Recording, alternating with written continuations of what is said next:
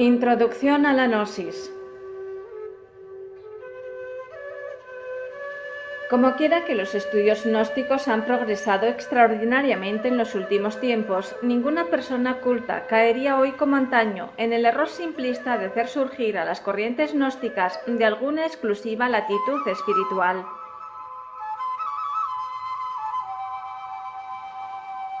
La Gnosis ha adoptado varios nombres de acuerdo a la época y lugar donde se ha desarrollado. La palabra gnosis deviene del griego, que quiere decir conocimiento. El conocimiento gnóstico lo encontramos en las antiguas civilizaciones lemur, atlante, egipcia, tibetana, china, inca, maya, azteca, etc. La gnosis es un funcionalismo muy natural de la conciencia despierta. Es una filosofía perenne y universal. El método es experimental, el cual conduce a la vivencia directa. El objeto del estudio de la gnosis es el universo entero y todo cuanto existe. La praxis utilizada es la meditación científica y trascendental, además de la creación de los vehículos internos para lograr la experimentación y la observación directa del objeto del estudio. La gnosis estudia las cosas en sí misma, más allá de su aspecto tridimensional, con sus características temporal y espacial. Existen dos tipos de doctrina, la doctrina del ojo y la doctrina del corazón. Existe el conocimiento externo y el interno o introspectivo. El conocimiento externo es intelectivo, el conocimiento interno es de la conciencia. El conocimiento intelectivo es útil, pero el conocimiento introspectivo lo es más, porque nos conduce al conocimiento divino. Los códices mexicanos, los papiros egipcios, los ladrillos asirios o los rollos del Mar Muerto, así como los templos antiquísimos, sagrados monolitos, viejos jeroglíficos, pirámides o sepulcros milenarios, ofrecen en profundidad simbólica un sentido gnóstico que definitivamente escapa a la interpretación literal y que nunca ha tenido un valor explicativo de índole exclusivamente intelectual. Gnosticismo es el estudio de la gnosis. Autognosis es el conocimiento gnóstico propio. Cuando uno llega a la autognosis, se conoce a sí mismo, conoce a su propio ser interior, a su realidad existencial. Y este proceso de conocerse en sí mismo, de reconocer al propio ser íntimo, es el objeto gnóstico. El gnosticismo atemporal tiene y ha tenido siempre 4 columnas básicas de estudio, a saber, ciencia, filosofía, arte y religión. Cuando hablamos de ciencia, pensamos en la ciencia pura y eterna, no en las meras teorías universitarias actuales.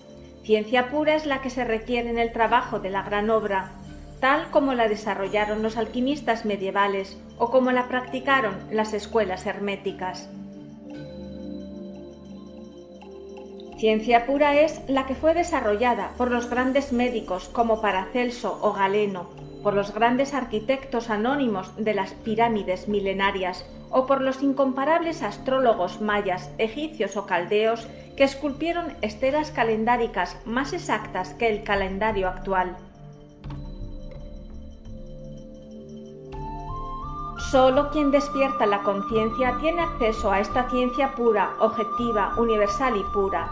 Lo que el gnosticismo universal denomina ciencia pura solo es posible para los hombres de conciencia despierta y nada tiene que ver con las elucubraciones de las diferentes escuelas de esta edad moderna.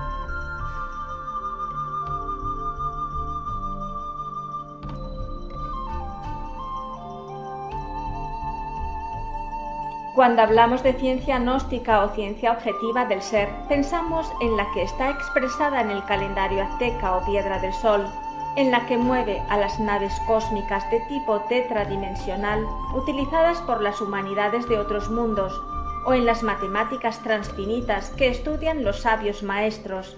Es una ciencia religiosa.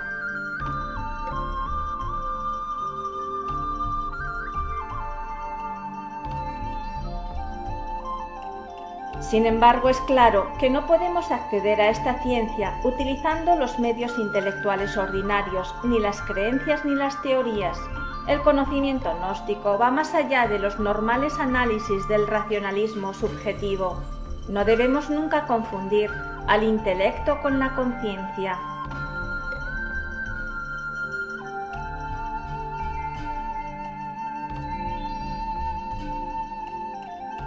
La conciencia disfruta de la percepción directa de las verdades cósmicas, una percepción intuitiva y exacta, sin el deprimente dualismo de la mente especulativa del homínido humanoide.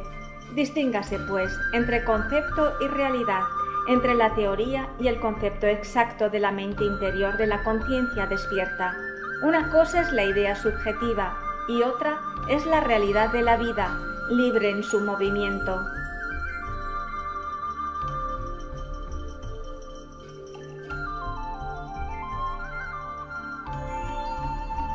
Todas las leyes de la naturaleza están dentro de nosotros mismos, y si en nuestro interior no las descubrimos, no las descubriremos en ninguna otra parte. El hombre está contenido dentro del universo, y el universo está contenido dentro del hombre.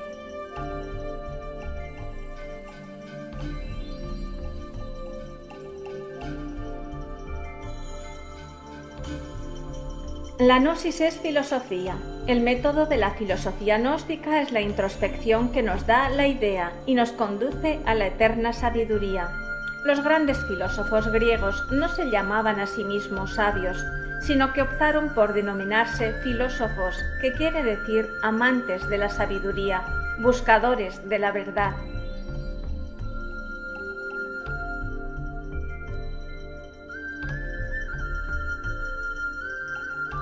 Ellos, comprendiendo su insignificancia, se postraban humildemente ante el venero inagotable del saber, ante el mar infinito de la sabiduría. Estos filósofos resumieron en una frase célebre el producto de sus investigaciones: «Hombre, conócete a ti mismo y conocerás al universo y a los dioses».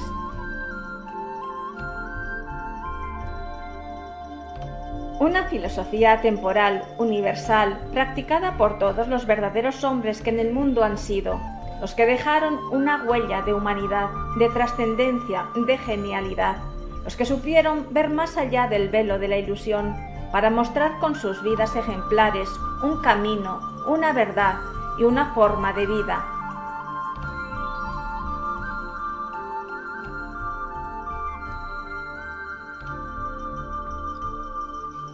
La gnosis es arte. El objeto del arte es la búsqueda de la belleza en todas sus manifestaciones y nos conduce a la fuente de donde todo procede. El arte es la más bella expresión del hombre, es un excelente transmisor de sabiduría.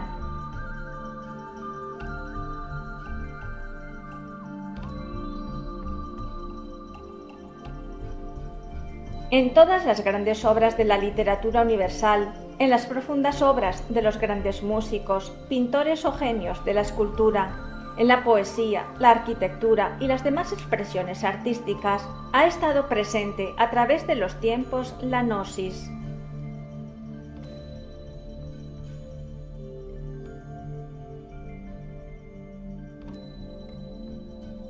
Hay dos clases de arte: el arte subjetivo ultramoderno, que a nada conduce, pues es el vehículo de la personalidad egoica, y el arte regio de la naturaleza, que es objetivo, real y trascendental. Obviamente, tal arte encierra en sí mismo preciosas verdades cósmicas.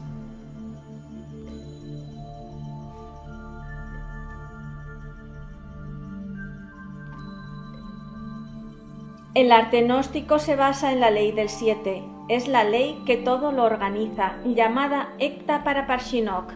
Cuando se descubre cualquier reliquia, cualquier pieza arqueológica, normalmente se pueden ver ciertas inexactitudes intencionales, pequeñas roturas que casi siempre se atribuyen a la pica de los trabajadores.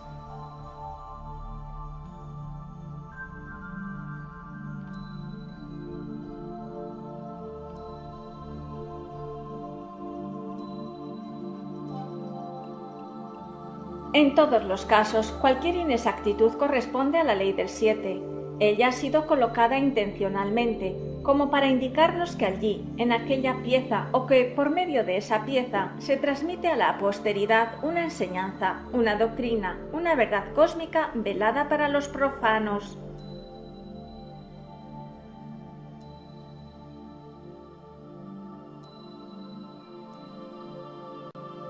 En cuestión de pintura, igualmente, la ley del 7 la gobierna. Todas las pinturas antiguas de aztecas, mayas, egipcios o fenicios, al igual que los viejos cuadros medievales de estilo románico o gótico, son portadoras de grandes y preciosas enseñanzas.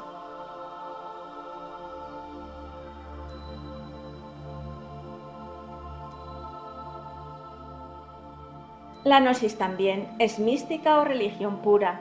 Nosotros estudiamos la religiosidad en su forma más profunda. La gnosis estudia la ciencia de las religiones. La religión verdadera la encontramos en toda la naturaleza y en el cosmos infinito.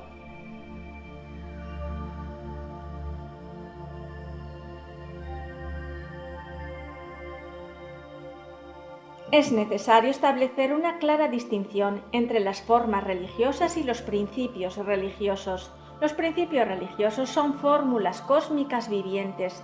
En cambio, las formas religiosas son los distintos sistemas o modos de enseñar esos principios.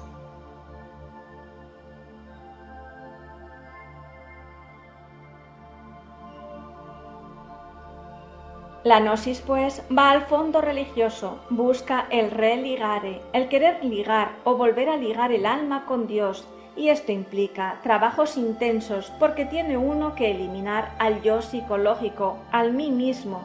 Solo así es posible el religare del que nos hablaban los antiguos.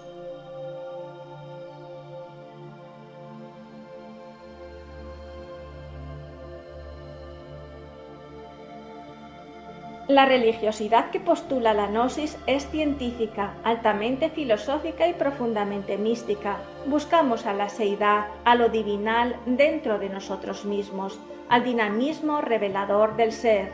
Una cosa es saber y otra muy distinta, creer. La experiencia gnóstica permite al devoto sincero saber y autorrealizarse íntegramente.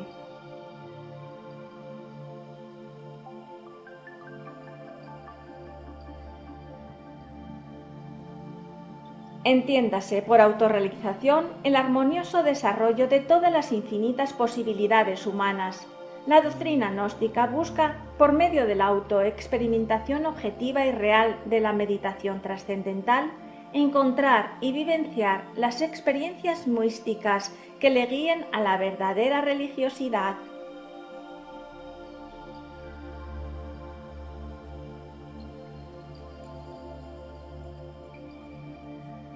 Para lograr tal experiencia mística directa y objetiva, se debe desarrollar la facultad del corazón tranquilo.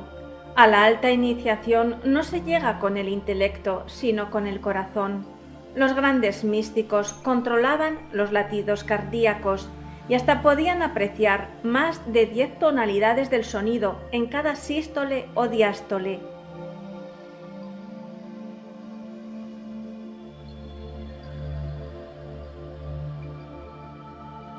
Resulta irónico conocer muchas cosas o ser un gran erudito intelectual y no conocer nada sobre sí mismo. Ser erudito no significa ser sabio. La gnosis como psicología penetra y escudriña las reconditeces del alma, las peculiaridades personales, el psiquismo propio, aportando para ello métodos y sistemas efectivos y prácticos de autoayuda y crecimiento personal.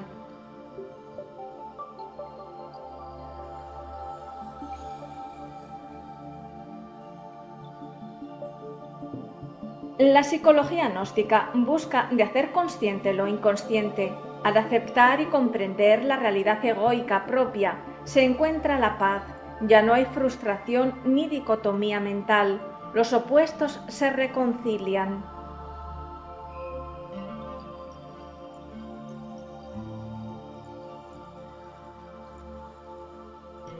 La identificación y la fascinación en que constantemente vivimos impiden que la conciencia despierte y nos llevan al olvido de lo más importante de nosotros mismos, nuestro propio ser.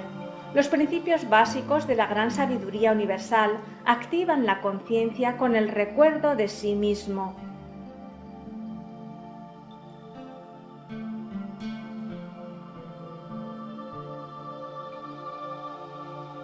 Tanto el Buda como Hermes Trismegistro, Quetzalcóatl o Jesús de Nazaret entregaron un mensaje haciendo especial énfasis en el despertar. El cuerpo de doctrina que estamos entregando ahora contiene esos mismos principios y esa misma meta.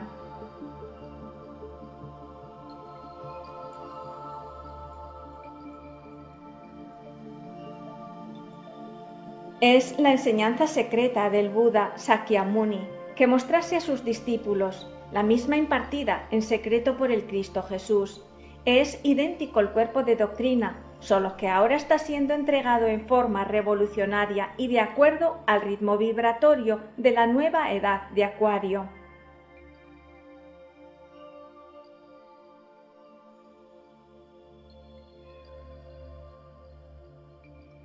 Una gnosis actualizada, moderna y sintética, para ir directo a lo esencial. Sin embargo, es tan antigua como el mundo. La gnosis ofrece una actitud frente a la vida para alcanzar una superación integral.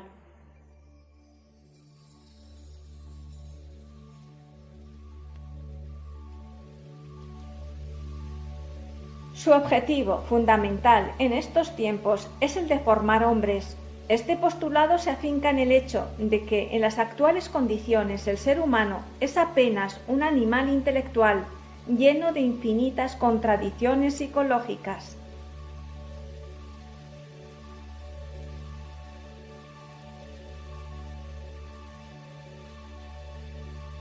Tenemos un cuerpo de carne y hueso, eso es obvio, y cualquiera acepta esta realidad. Pero muy pocos comprenden que tenemos además una particular psicología susceptible de modificación. Las gentes creen, por regla general, que solo están en relación con el mundo exterior.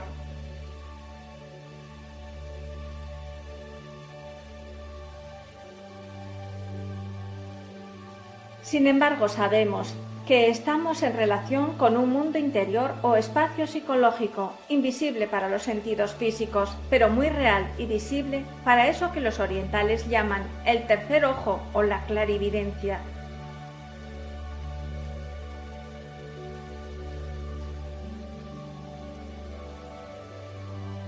Este mundo interior es mucho más extenso y rico y contiene muchas más cosas interesantes que el entorno físico hacia el cual siempre estamos asomados, utilizando para ello las ventanas de los 5 sentidos.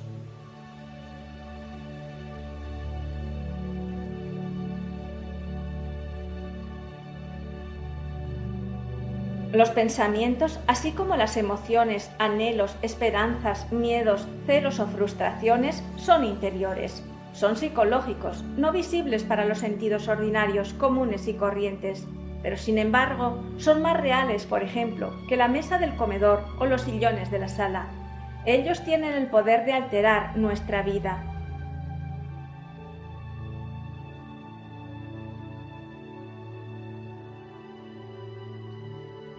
Por tanto, vivimos más en nuestro mundo interior que en el exterior. No obstante, le concedemos mayor importancia a lo superficial, a lo vano y externo. Paradójicamente, vivimos en un mundo que desconocemos, condicionados por los propios intereses subjetivos y egoístas, por las pasiones, deseos y preocupaciones, sufriendo mecánicamente sin saber por qué ni para qué.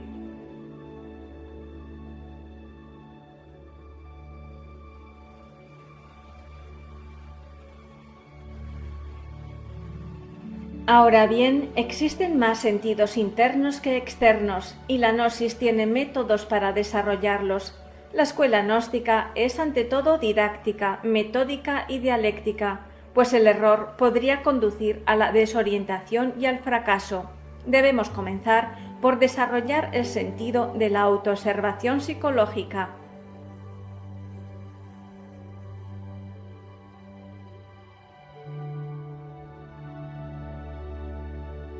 El desarrollo del sentido de la autoobservación íntima nos conduce gradualmente, de modo ordenado, hacia el conocimiento propio. La autoobservación nos permite realizar un inventario psicológico de nosotros mismos. Con su aplicación, los restantes sentidos internos se desarrollarán también armoniosamente.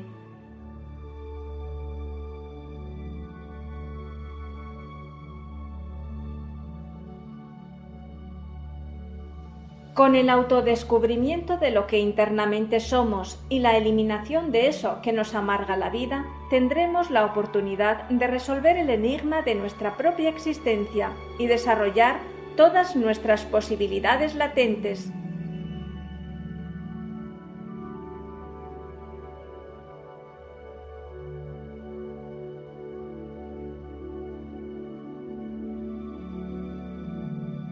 Saber quién se es, de dónde venimos y hacia dónde vamos ha sido siempre una aspiración fundamental del hombre. A esa necesidad primordial responde la gnosis: conseguir el conocimiento integral de uno mismo y del universo, de su destino material y espiritual, es la meta de todo estudiante gnóstico.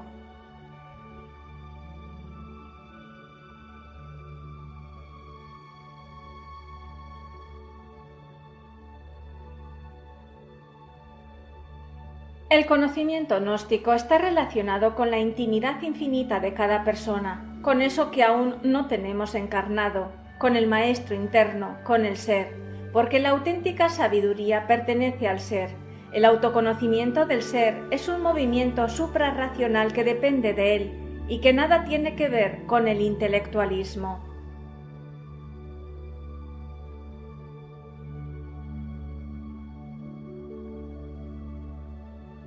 Solo la conciencia puede conocer a lo real, a eso que es la verdad. Solo la conciencia puede penetrar en el fondo legítimo del ser, porque es de su misma naturaleza. Pero nuestra conciencia duerme, está enfrascada e embutida, embotellada entre millares de agregados de elementos infrahumanos o yoes defectos.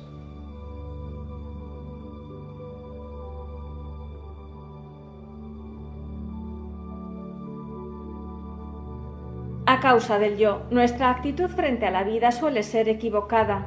La gnosis aspira a restituir dentro de cada uno de nosotros la capacidad de aprender a vivir consciente e inteligentemente. Esto solo es posible si trabajamos sobre nosotros mismos. Cuando algo muere en nosotros, nacemos a otra vida.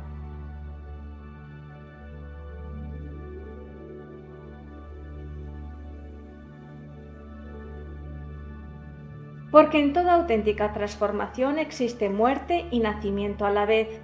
Cada uno de nosotros lleva en su interior una creación equivocada. Es indispensable destruir lo falso para que surja en verdad una nueva creación. Si el grano no muere, la planta no nace. Cuando la muerte del yo es absoluta, lo que nace es también absoluto.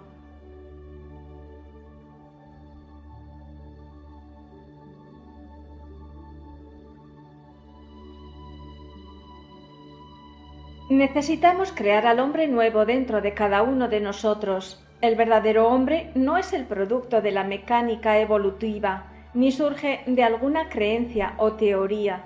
El hombre auténtico se parece morfológicamente al animal intelectual, pero entre ellos media un gran abismo.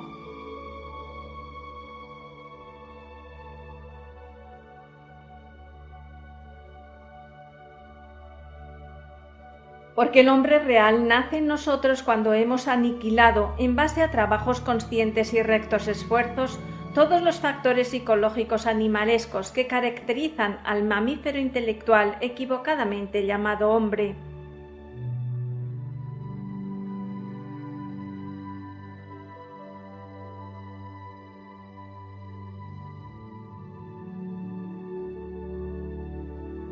El estudiante gnóstico anhela un cambio radical y definitivo.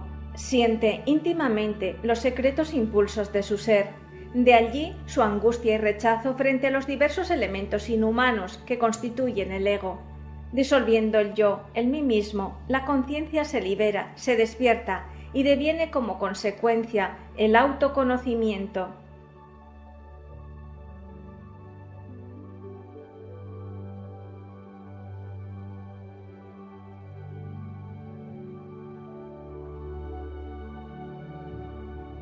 La conciencia egoica se procesa dolorosamente en virtud de su propio condicionamiento. Esto significa que las diversas formas de conocimiento como el arte, la ciencia, la filosofía o la religión se desvirtúan, se desfiguran al pasar por el aparato psíquico del homínido racional.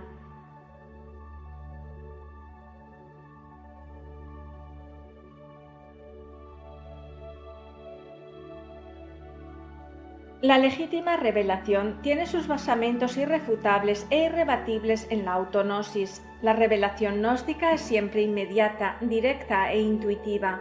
Excluye radicalmente las operaciones intelectuales de tipo subjetivo.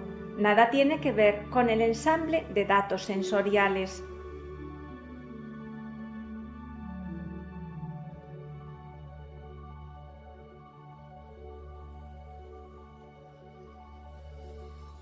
Existen varias teorías que pretenden explicar el problema del conocimiento. Lo fundamental es que cada ser humano, como sujeto cognoscente, llega a descubrir la verdad por experimentación, que llegue a conocer lo que es el fenómeno en sí mismo, no sólo como apariencia, sino también como esencia.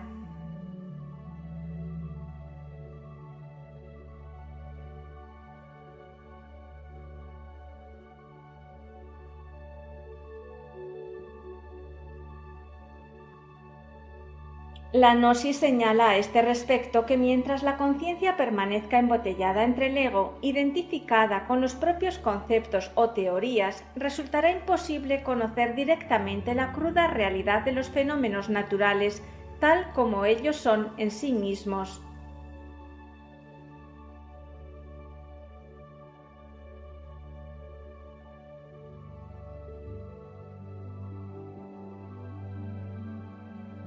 Es por tanto imprescindible abrirse a lo nuevo. Ello conlleva disponerse a la difícil facilidad del clásico.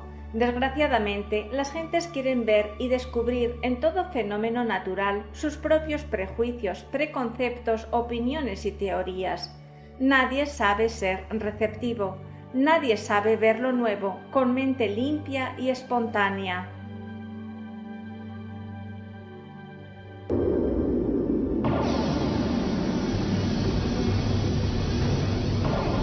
Que los fenómenos le hablen al sabio sería lo indicado, pero los sabios de estos tiempos no saben ver los fenómenos, solo quieren ver en los mismos la confirmación de todas sus teorías escépticas y materialistas. Le anteponen condiciones.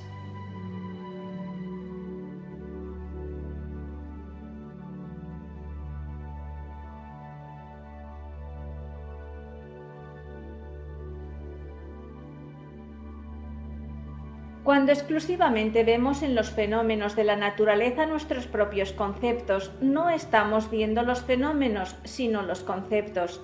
Los fenómenos naturales no coinciden con los conceptos formulados por la mente sensual.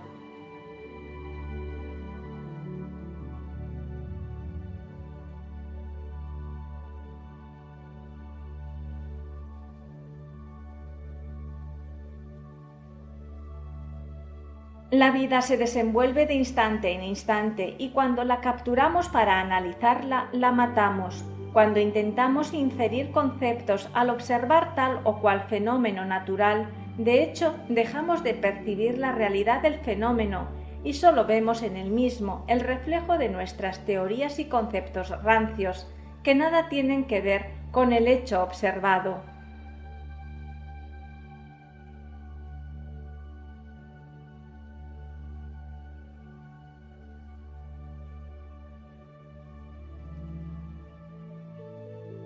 Lo real es aquello que uno experimenta dentro de sí mismo. Solo la conciencia puede experimentar esta realidad. El lenguaje de la conciencia es simbólico, íntimo, contundente, profundamente significativo. Hay que disponerse para comprenderlo.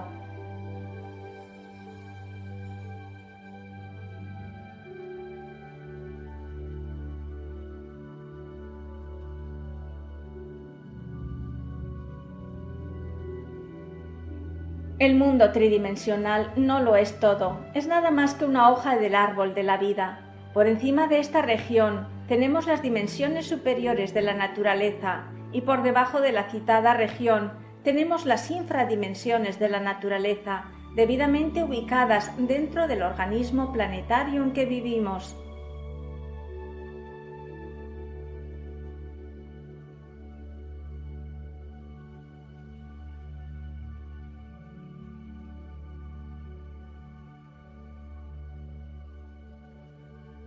Los sabios gnósticos conocen los sistemas de investigación de Oriente y de Occidente. Los estudiantes gnósticos investigan las dimensiones superiores del espacio y también las infradimensiones.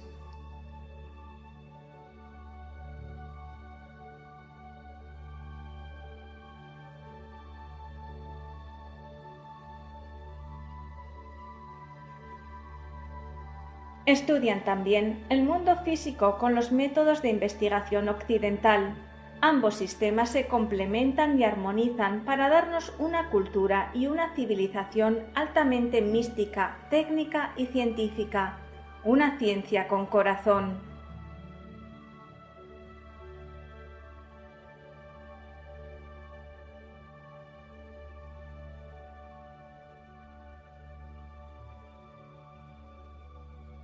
Es un error creer que la gnosis es una simple corriente metafísica introducida en el seno del cristianismo o una moda pasajera. Al contrario, la gnosis constituye una actitud existencial con características propias, enraizada en las más antiguas, elevadas y refinadas aspiraciones esotéricas de todos los tiempos, cuya historia, lamentablemente, no es bien conocida por los antropólogos modernos.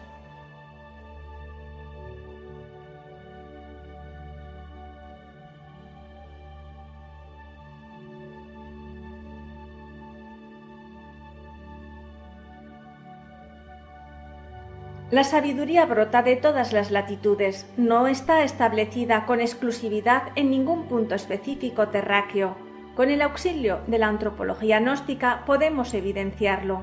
Para ello se requiere de una previa información sobre la antropología psicoanalítica.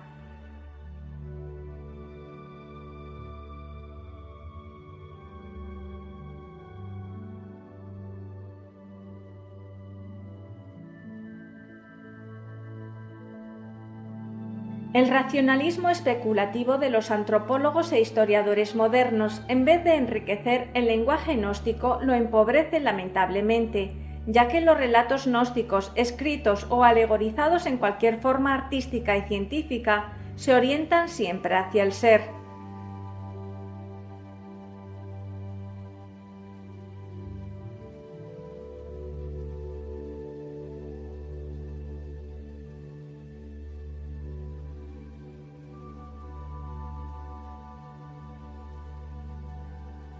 Este es el lenguaje que emplea la antropología gnóstica, semifilosófico y semimitológico. Así se expresan verdades extraordinarias con fondos esotéricos que veladamente hablan a la conciencia, porque la verdad desnuda es profanada y resulta insufrible para el hombre sensual.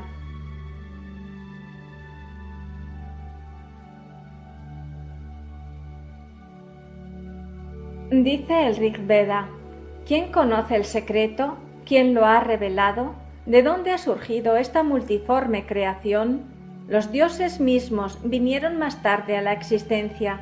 Aquello de donde esta creación inmensa ha procedido, bien que sea su voluntad, la haya creado, bien fuera muda, ni el más elevado vidente, ni en los más altos cielos se conoce.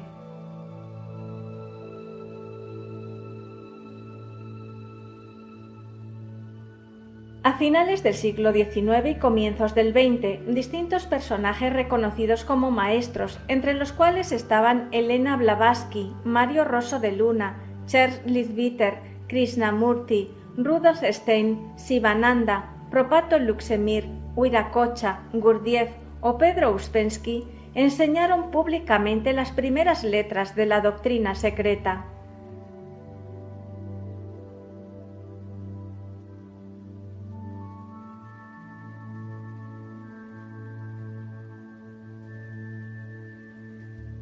Ellos tenían una misión precursora, estimularon las inquietudes esotéricas, portaron la antorcha antigua del esoterismo. Pero solo el maestro Samael delineó completamente los preceptos gnósticos. Al quinto de los 7 arcángeles le correspondió develar el temario gnóstico a partir del año 1950.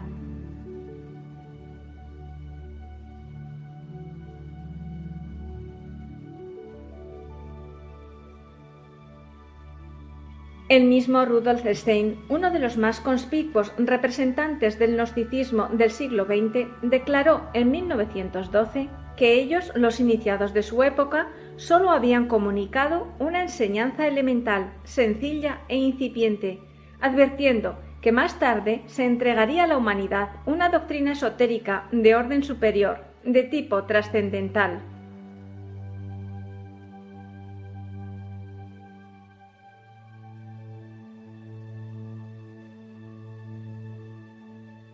Solía pensarse que el gnosticismo fue una deformación del cristianismo, es decir, que tuvo un origen cristiano y que fue una herejía esencialmente cristiana. Los estudios más recientes han demostrado que la gnosis tuvo una difusión mucho más amplia y un origen probablemente demasiado remoto para justificar esta filiación.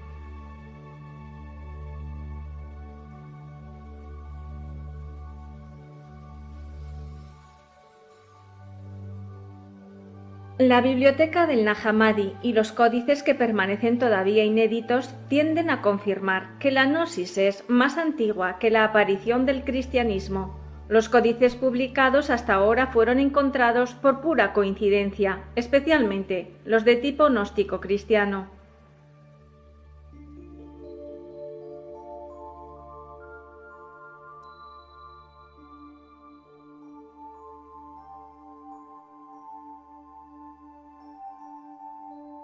Carl Gustav Jung, en El secreto de la flor de oro, dice: «Tenemos hoy en la masa anónima un movimiento gnóstico que psicológicamente corresponde de manera exacta al de hace 1900 años.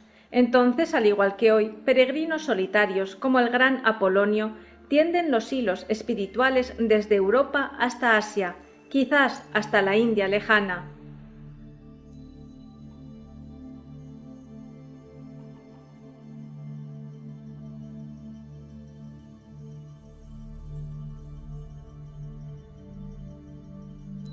El gnosticismo, indicaron los pioneros de la gnosis en el mundo contemporáneo, es un conjunto de ideas y sistemas científicos, filosóficos, artísticos y religiosos que tienden a reaparecer incesantemente en épocas de grandes crisis políticas y sociales.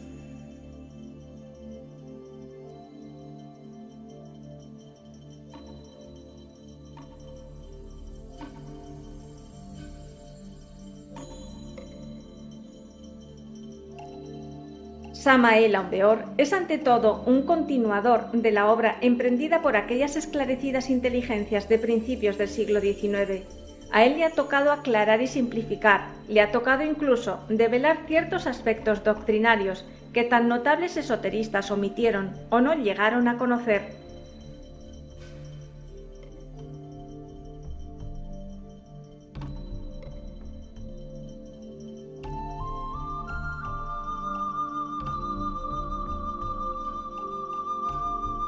Tal es el caso de los misterios del sexo o de las técnicas adecuadas para la disolución del ego, del análisis de las leyes del karma y del dharma, de la evolución e involución y otros temas que en aquel entonces solo fueron rozados superficialmente.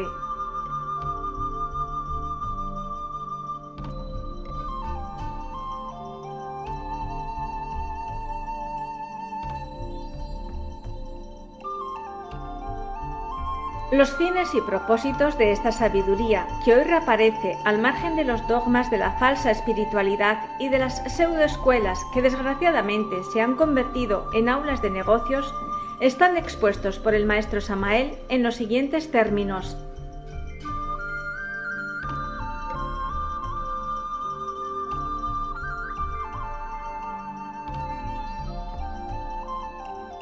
Nosotros no queremos idólatras ni nos interesan los secuaces. Nosotros solo somos postes de orientación. Nuestra labor no es proselitista. Indicamos con pensamiento lógico y concepto exacto el camino a seguir, para que cada cual llegue hasta su maestro interno. su real ser interior, que mora en silencio dentro de cada uno de nosotros.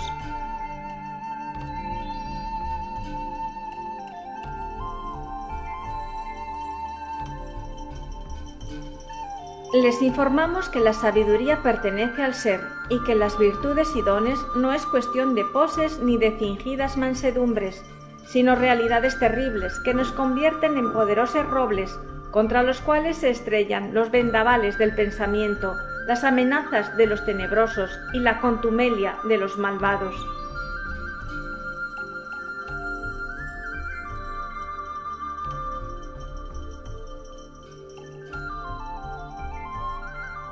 Esta sabiduría es para los rebeldes de todas las escuelas, para los que no contemporizan con amos, para los inconformes de todas las creencias, para los que aún tienen algo de umbría y les queda en su corazón una chispa de amor.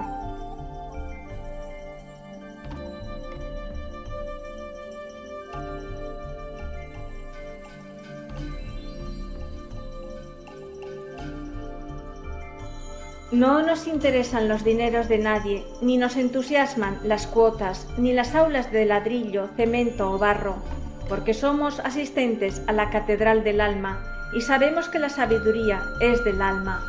No andamos en busca de seguidores, solo queremos que cada cual se siga a sí mismo, a su propio maestro interno, a su real ser, porque este es el único que puede salvarnos y redimirnos.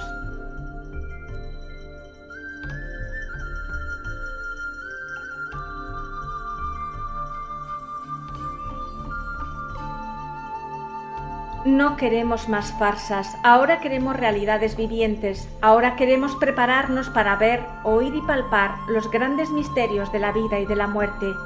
Ahora queremos empuñar la espada de la voluntad para romper las cadenas del mundo y lanzarnos en forma terrible a una batalla para la liberación, porque sabemos que la salvación está dentro del hombre.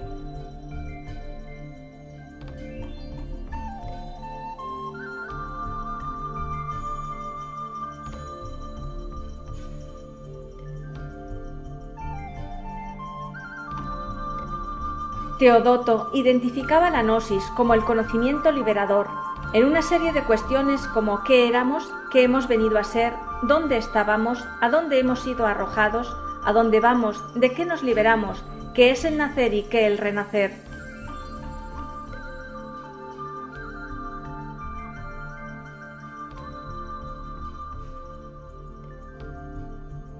El hombre sustancialmente tiende a la unión con lo absoluto, lo verdadero, perfecto e inefable. Ahora bien, por destino específico, el hombre reside en el auxilio de un mundo imperfecto que lo aprisiona y lo turba.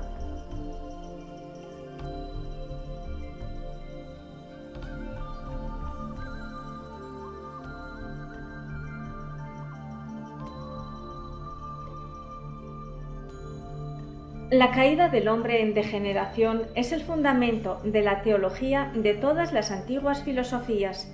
Platón testimonia también así que tal era la doctrina de los órficos y que él mismo la profesaba. Según Filolao, el pitagórico del siglo V a.C., los filósofos antiguos decían que el material psíquico, la esencia, estaba encerrada entre el yo, como en una tumba, como castigo por algún error.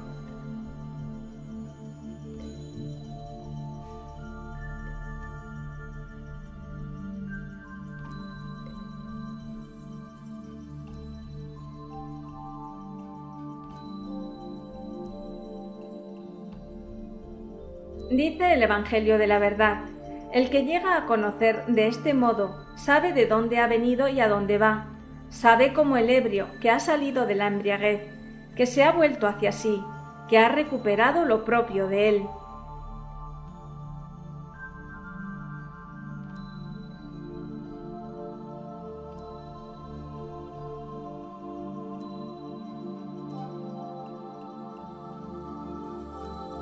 Estos son los principios básicos de la gran sabiduría universal. Ley es ley y la ley se cumple. Una vez que el quinto evangelio se haya difundido sobre la faz de la tierra, comenzarán a desarrollarse los diferentes cataclismos que cambiarán la corteza de nuestro mundo, para borrar todas las abominaciones de la raza aria, ya degenerada, y preparar el escenario para el advenimiento de una nueva edad de oro, que le corresponderá a la sexta gran raza raíz y que habrá de surgir de entre las cenizas de esta civilización actual, caracterizada por la crueldad y la barbarie sin límites.